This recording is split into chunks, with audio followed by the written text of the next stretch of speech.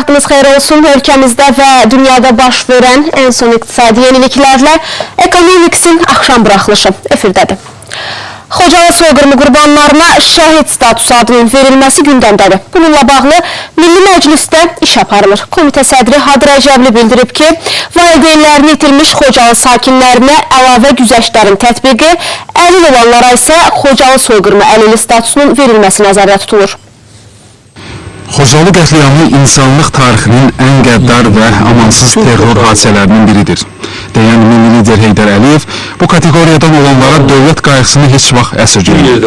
Məhz Ulu Öndərin Azərbaycanın rəhbərlik dövründən başlayaraq Xocalı sakinləri dövlət səviyyəsində qayğı ilə əhatə olunub. Dövlət bu gün də həlak olanların yaxınları faciədə sağlamlıqlarını itirənlərin yanındadır.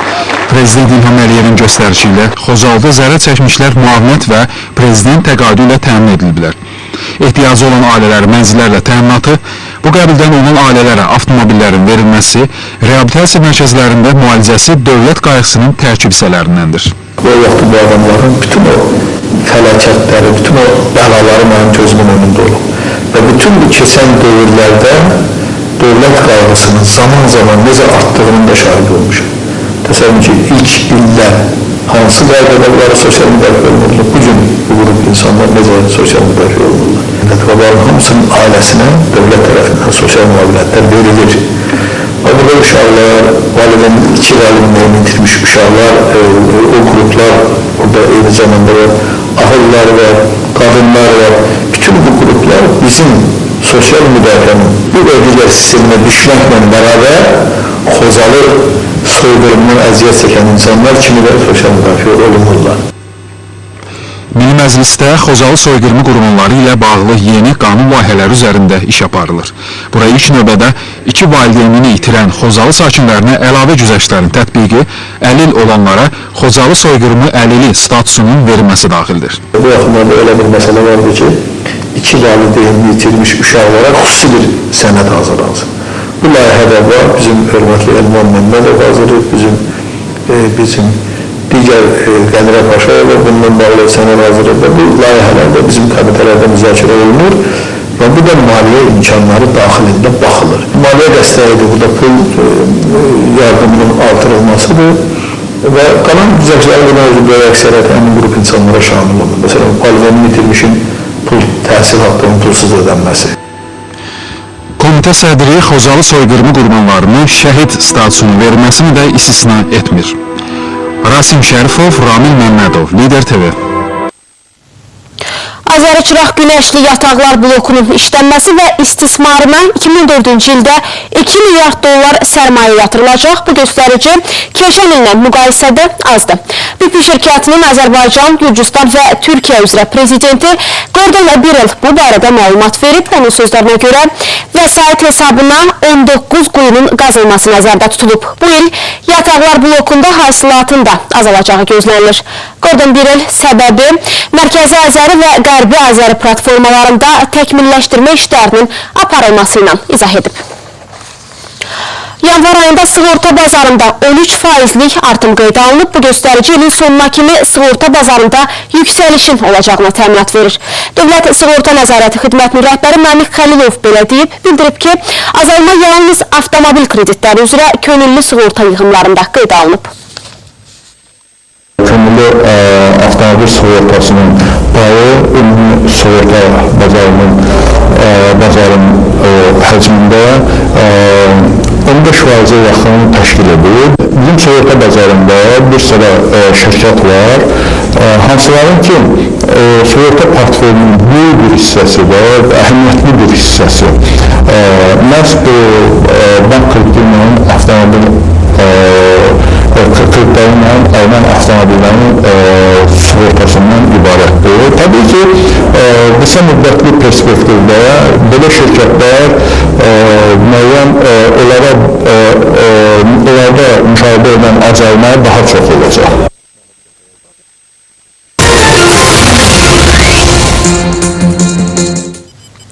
Beynəlxalq Valyuta Fondu nümayəndə heyətini Kiyevə göndərməyə hazır olduğunu bildirib. Məqsəd bu ölkəyə maliyyə yardım etməkdir. Qurumun baş iqtisadçısı Olivier Blanchard bildirib ki, fond Ukrayna tərəfinin yardım barədə müraciətini gözləyir.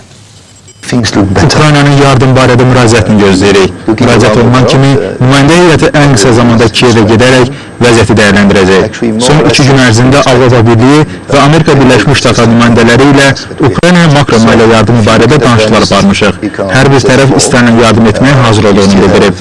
Avropa Birliyi Ukrayna hökumətinin yeni kabinetin iqtisadi islahat proqramını təqdim etdikdən sonra maliyyə vəsaiti aracağını vurğulayıb. Birləşmiş Ştatların General Motors avtomobil konserni bütün dünya üzrə 600 min avtomobilini geri çağırır. Buna səbəbsə 2007-ci il buraxılışı olan Saturn və Chevrolet modellərində mühərrikin işə salma mexanizmində qüsurun aşkarlanmasıdır. Ümumilikdə cari ildə istehsal olunan avtomobillərdə artıq ikinci ciddi qüsurdur ki, bundan əvvəlsə təhlükəsizlik yastıqlarında problem yaşanmışdı. Məhz yastıqların işə düşməməsi səbəbindən 31 yol nəqliyyat hadisəsində 13 nəfər həyatını itirmişdi. Qeyd edək ki, birjalarda hazırda səhmləri daha sürətlə ucuzlaşan avtomobil şirkəti də məhz General Motors'dur. Amerikanın fond bazarları bu saata müsbət dinamika nümayiş etdirirlər. Dow Jones, S&P 500 və Nasdaq 100 kimi indekslər 0,2%-ə yaxın artıblar. Yaponiyanın Nikkei 225 indeksi 0,4% dəyərini artırıb. Avropa birjalarında eniş qeydə alınıb. Almaniyanın DAX-ı 0,17% ucuzlaşıb. Britaniyanın FTSE 100 isə 0,36% itki verib. New York əmtia birjasında keçirilən elektron ticarət əməliyyatlarında light nefti 0,15% bahalaşıb. Hazırda bu markadan olan qara qızılın bir bərelinin qiyməti 102 dollar 22 sentdir. London qitələr arası birjasında hərraca çıxarılan Brent nefti isə az enib və indi 109 dollar 52 sentə təklif edilir.